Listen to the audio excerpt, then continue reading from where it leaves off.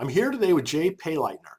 Jay is a nationally known speaker and writes easy to read, hard to put down, make you think books.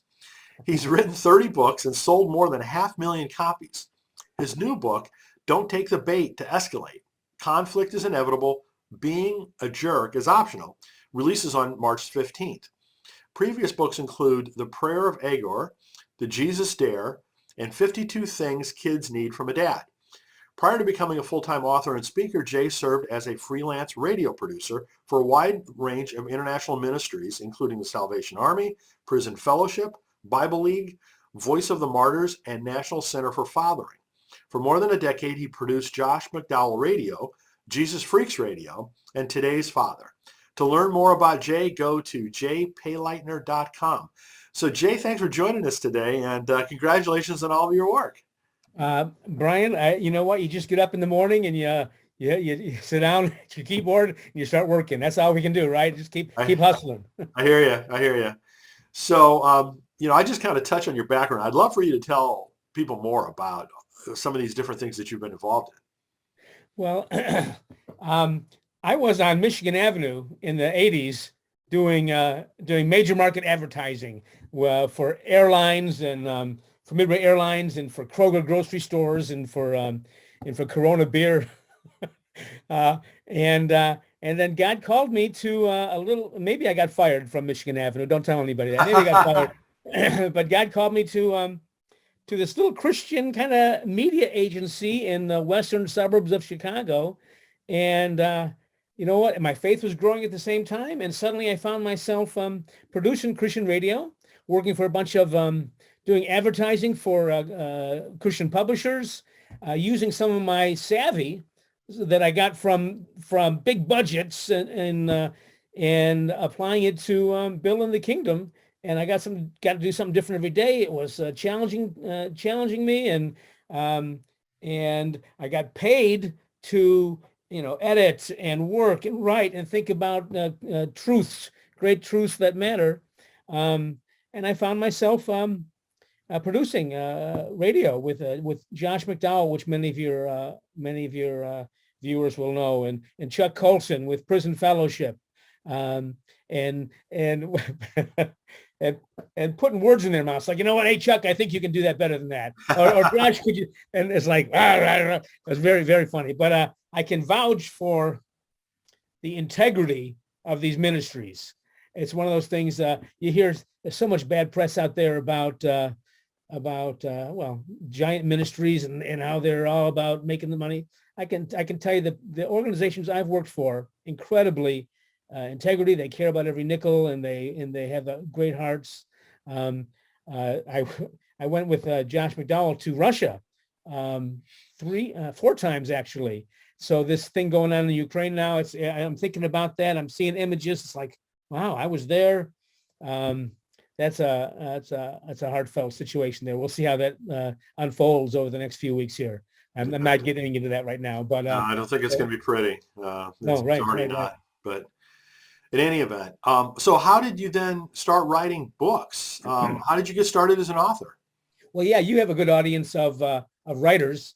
Right. Am I right? Oh, yeah. Right. Well, okay. I was doing audio, a lot of audio for publishers. I was doing work, so I had a name and recognition in the community. And I was doing. You remember? Excuse me. You remember the books of Hugs for Moms, Hugs for Cat Lovers, little gift books. Hugs for it was the publisher of that had a Hugs for Christmas kind of a book, and they were thinking about doing an audio version of it. So they tracked me down. I had a reputation for producing audio, so I did a CD that would be a Hugs for Christmas with some music, and I added some stories, and it was a little dramatic kind of things, kind of a magazine format audio product. And this is back in the day when you couldn't send things over the interweb. You had to put CDs in the mail. Right. And so I sent to Howard Publishing. I sent the CD in FedEx overnight, and I tucked in a book proposal. Because I had built a relationship, telephone friendly, and And sure enough, for years, I kept on my phone machine, as you do sometimes. Hey, Jay, the CD is approved. Go ahead and into production on that. And by the way, we're real excited about the Tandem project. The name of the book was Once Upon a Tandem. It was a little allegory. Anyways, so that's the day I became an author. Wow. Stumbled into it, but yes, I still had to put a book proposal together with, who I am, what my qualifications are, what my contacts are. And that was my first book. And then I did 3 books without an agent.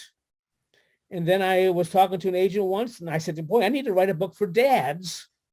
And then they got me. My first book for dads was 52 Things Kids Need from a Dad. This has sold almost 200,000, almost about 180,000 copies now, let's call it. I was wondering if that was your most successful book. Yeah, and you can see how this would just jump off the shelf, like in airports and truck stops. Yeah. Imagine a dad who's missing his kids, and he's feeling a little guilty for being on the road, and he sees this, and it's $13. I can grab that, and it reads easy, and it's Christian content, but it doesn't beat you over the head with it. It's principle. So that's my bestseller. And after that, I'm not going to start holding up a bunch of books here, but 52 Things Kids Need from a Dad was that one. And it went well. And so the folks at Harvest House said, Jay, could you write a book for the same audience, which as husbands? So it would be 52 things wives need from their husbands. And I said, you're telling me, you give me a book title and I can just write it? Yeah. Okay. Send me the contract. And we did that. And then we did 52 things daughters need from their dads, 52 things sons need from their dads, 52 things. And so it got to be kind of a joke. And it was a little irritating for a while that I was put in this box. But then I broke out of the box, and I've done other things since then. Time for one more good story. Well, that's the point about publishers. If something works, they beat it to death sometimes. They want more of it. Yeah. Want more out of it. Let me see. The last one of that series that I wanted to do, and we signed the contract, 52 things you need to do for yourself. And because people would come up to me, I'd be speaking to men's conferences or women's teas or marriage. People would come up to me and talk about their hurts and what wasn't working for them. And if you talk with them a while, you realize that really it's about their relationship with God and where they are in their faith journey that's holding them back. And so I realized that, if you want to be the best dad you can be, or the best radio producer you can be, or the best, ball player you can be, whatever, you need to kind of get your relationship with God right. And that's how the book 52, I signed the contract, 52 things you need to do for yourself. Never wrote that book because as I was writing it, the publisher said, you know what, that just sounds too selfish. And I said, well, yeah, it is selfish. But so let's keep writing it, but figure out another name for it that says the same kind of thing. And that's why this came up to be, what if God wrote your bucket list? Okay. Which is 52 things you need to do for yourself. And this is actually a better title. This one did very well. Yes. As you can imagine, bucket list. And that did well. So we did, what if God wrote your to-do list? Which did equally was anyway. I could keep holding books up all day. Yeah, no, the bucket list title is great. Yeah. If I can peel off a bit of wisdom here for any writers, just keep writing. Write what you know. Stretch yourself, and if something works, keep on it, and get that book title right. It's a shame sometimes. You see all those. Go into a bookstore, Brian, you've done this, and you see these book titles with the word F apostrophe CK or SH, not apostrophe, asterisk. Asterisk, yeah. SH apostrophe T. It's like, really, is that clever? Is that interesting? Is that the best you got? But boy, they grab your attention, don't they, when you walk through a bookstore and see that. It's unfortunate so much is dependent upon a title, isn't it? Right. And you open the book and there's actually some good stuff in there sometimes. I'll pull that book off the shelf, look around to see if anybody's looking at me. Um, uh, but it's there you go. I guess my thought would be get your title right and and build your platform. Because I had the contacts in the radio world and media world, and that helped me again build my platform. So there you go. That's my story. 30 books later, now I'm up to this book that we're talking about today. Where is it? It's Don't Take the Bait to Escalate. If I can get out of the sunshine there. Yeah, no, I love that title. How did that book come about? Well, again, I'm trying to use, as I sit here in my little, writing book man cave here, it's like, well, how can I use my gifts to both help what's going on in our country today? And I don't, there's people who have great animosity towards each other and conflict. I don't care if it's COVID or politics or inflation or marching into Ukraine. There are people who are hurting right now. And or just regular life things, of course. And I thought, well, what can I do to help this conflict? Because conflict is a bad thing. Don't you think, Brian? Isn't conflict a bad thing? Sure. Well, it turns out in my research, I signed the book contract, and I'm going to dive in and help diffuse conflict, make conflict go away. And as I'm writing this thing, I'm deciding, wait a second. Conflict is actually a good thing. Conflict is not a negative. To a degree. It's like money. Money is not bad or good. It's just how you use money. I mean, it's all our gifts. And most conflict can actually be kind of an opportunity or a gateway for positive change. You think about,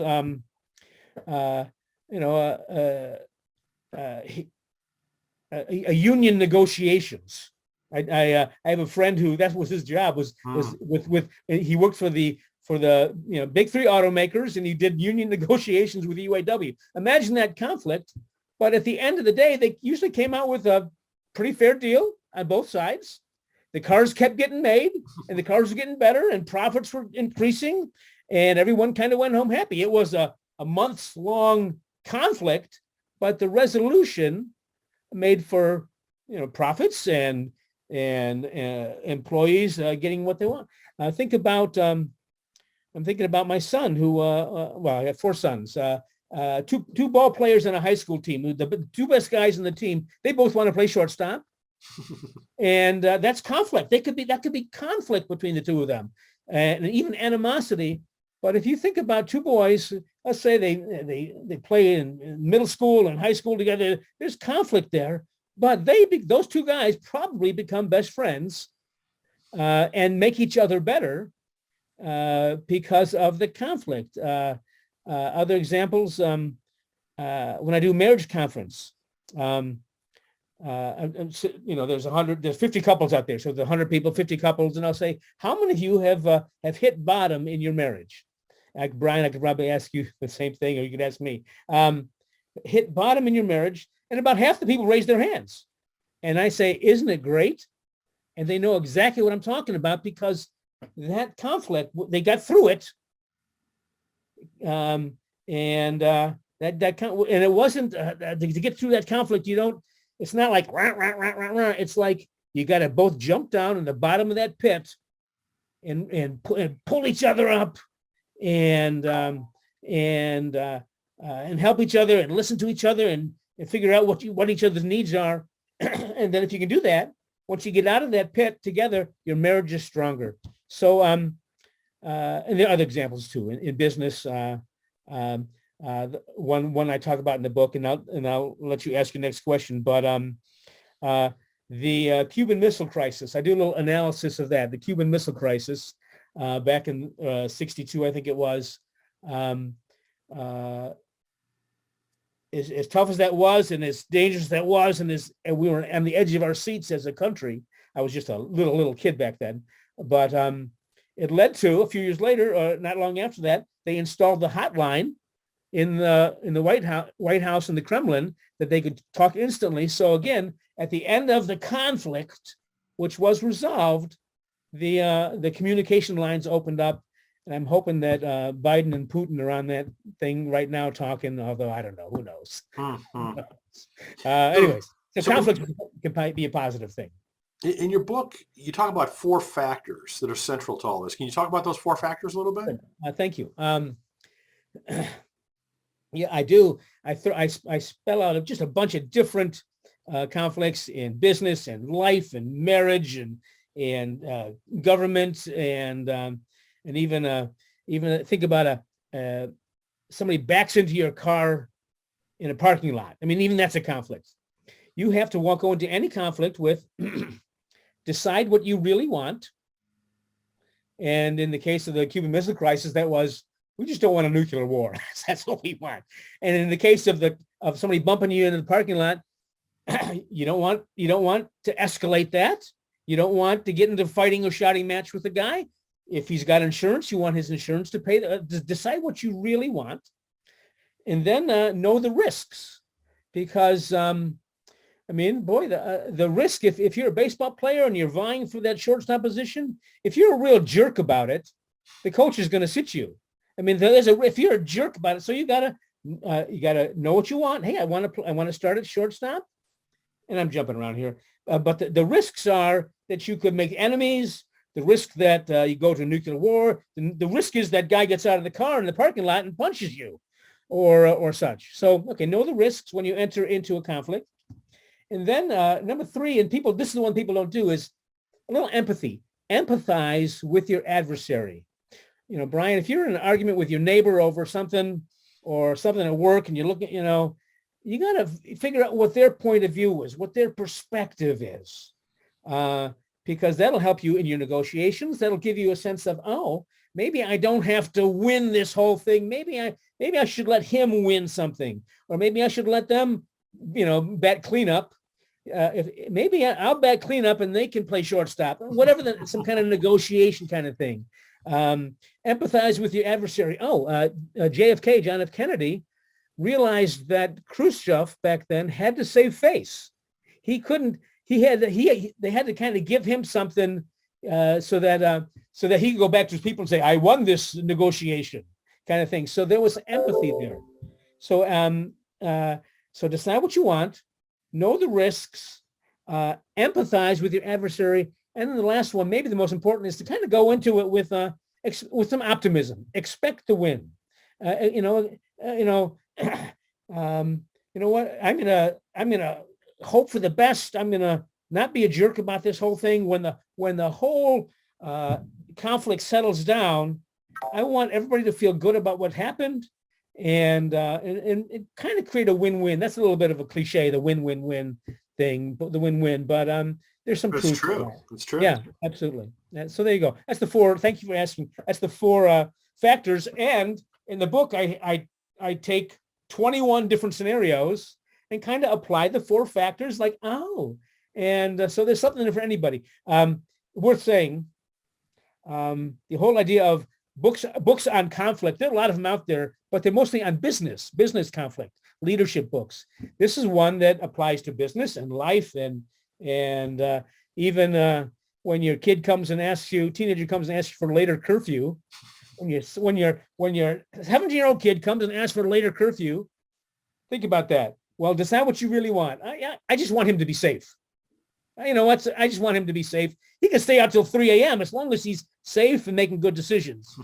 Well, okay. Know the risks. There are risks there. If you come down too hard on him, he's going to shut down, and you won't talk to him again for 3 years. So there's risks involved there.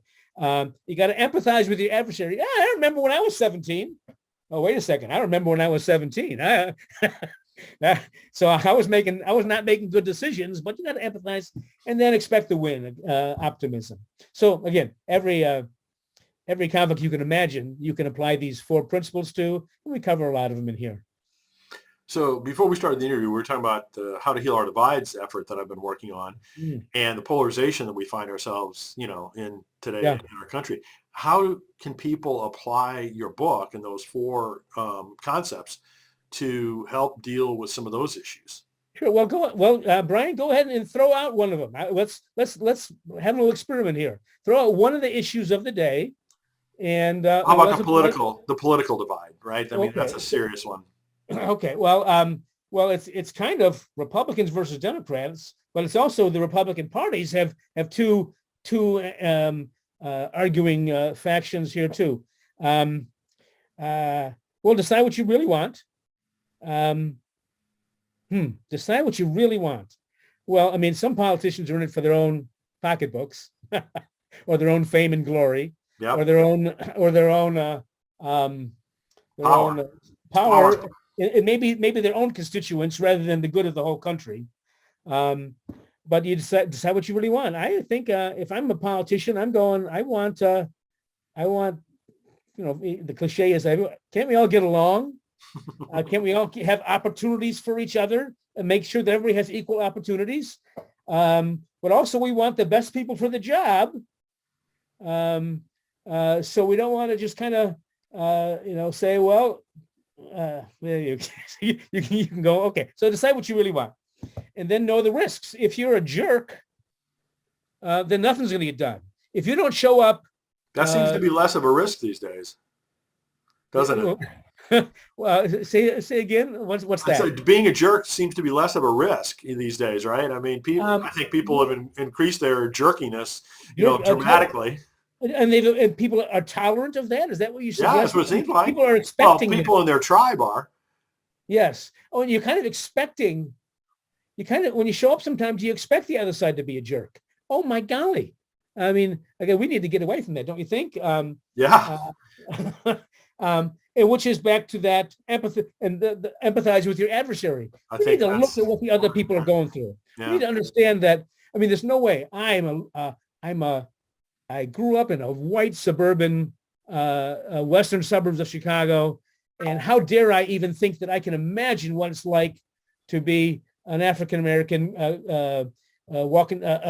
I'm 60 years old. I can't imagine what it's like to be a young black man walking down the street, being looked at by cops or whatever kind of thing. I can't imagine that. That's not even within me, but I can attempt to empathize.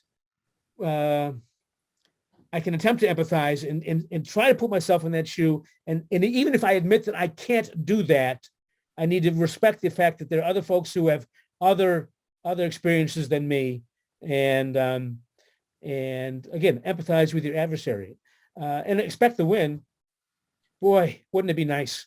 Can you imagine? Can you imagine a country where equal opportunity, of respect, and the pendulum's going to swing back and forth on all these issues, kind of thing. But someplace in the middle where we can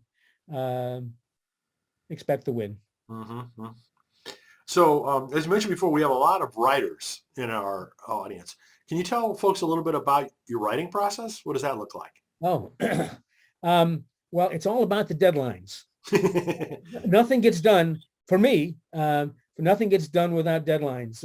And sometimes that's from a publisher. Sometimes it's a self-imposed deadline. Boy, and it could be a deadline at the end of the month. It could be a deadline even today. It's like, you know what? I'm doing a project right now called The Next Verse, which has just been a delight, as a matter of fact. The idea that a lot of us have our scripture verses that we know. It might be even on our walls, on posters, on decoupage or a needlepoint. We have our favorite verses, but most people don't know the next verse or the context of it. They like the sound of that. So anyways, boy, I've got, in 1 month, I got to turn that manuscript in. And so I've got on my little calendar, I've got written down, Jay, you got to have this many chapters done this week, even though it's not due for a month. If I don't finish that this week, the whole thing's not going to get done. So what's my point there? So deadlines. And you know what? That's from a publisher, but give yourself a deadline. If it's like at some point you have to send that manuscript or that op-ed piece or that magazine article. You got to send it out. Make sure that there's not any typos. make sure that it's formatted correctly. You know what? Read it one more time, but it doesn't have to be perfect. I mean, sometimes I know writers are just agonizing over. I do some consulting and chatting with people because I'm hopefully I'm a nice guy, but I say send it in, man. This is good enough. Not that it's good and it's good enough, but it's there. It's ready to go, and then you get some feedback. And I've got a whole stack, as every writer does, a whole stack of either rejection letters that came in envelopes or rejection emails. And you know what? Even now, I still feel like, okay, they saw it. They saw this idea. They rejected it. All right, let's take the next step here. Rejection letters kind of make me feel like, okay, I'm doing what I need to be doing here, sending out stuff. And because at some point someone's going to say, yeah, that sounds like a good idea. Absolutely. Everyone gets rejection letters. They're left and right. I mean, yeah. An author. And that means that you're doing the job. That means that you're doing what you need to be doing. Yeah. So what advice do you have for someone who's just getting started in terms of writing? And you mentioned something earlier about platform and the importance of that. Any thoughts on advice? Well, Brian, you've got your platform. You've got a handful of little podcasts and things that you write and throw out there. And when I snuck into this business kind of before that, before social media. So it's almost like I can't answer. I'm not qualified to answer that question. And how dare I? But at the same time, this is a business. Publishing is a business. Even if you're working with Christian publishers that have this wonderful mission statement about saving the planet and loving God, whatever that is, they still need to treat it like a business, because if they're not treating their publishing empire, whether it's 40 books a year or 200 books a year, if they're not treating their publishing business as a business, they're going to be out of business. Right. So so you got to honor that and respect that. So in that regard, they got to know that when you send them an idea, whether it's a completed book or whether it's a title, a single title, or whether it's more likely a good book proposal, which is a book proposal that has who you are.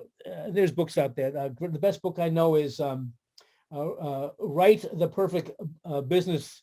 Write the Perfect Book Proposal by the Hermans. I mean, I followed that book to the T, wrote a proposal, had some sample chapters, and sent it in, and that's how I got my first agent. All that to say, where am I going with this? Your proposal they need to look at your proposal and go, oh, we're going to sell at least 10,000 copies of that book. And if we sell 1 million, then that's great. If I sell 3,000 copies, we're going to lose money on this. So your book proposal has to prove to them, either because it's a good idea for a book, or because you have 10,000 friends who are going to buy a book, 10,000 contacts. You got to prove to them that, and it's got to be a shared vision. You got to share the vision with them, and jump through the right hoops, and don't send a book with a bunch of curses and naked people in it to your Christian publisher, because they're not going to publish that. Those kind of things. So there's don't send a book of poetry to Moody Publishing, because they don't want to publish that either, kind of thing. So there are things that and get into the world, but don't ask your wife or your mom if it's good, because she'll say, oh, this is great. Yeah. So what about future books? Is there anything you're working on that you're able to talk about at this point? Well, yeah, I don't. The next verse I'm very excited about, yeah,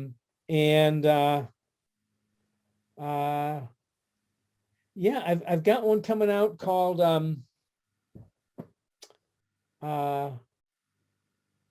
no, I can't tell you about that. I can't. That's fine. I can't tell you about that's fine. That's fine. Well, Which, if I may, one last thought, there are also new writers go, I don't want to send that idea to somebody because they'll steal it. Nobody that I know is in the business of stealing ideas. There's enough ideas out there, and boy, you know what? If you send an idea to somebody and they stole it, that would make for a great story. You know, so just because you just have your next idea. If you're stuck on one idea, if your one idea is what you're counting on to pay your bills or make you famous or get you published, you're not working hard enough. So again, the title of Jay's new book is Don't Take the Bait to Escalate. Conflict is inevitable. Being a jerk is optional. Yeah.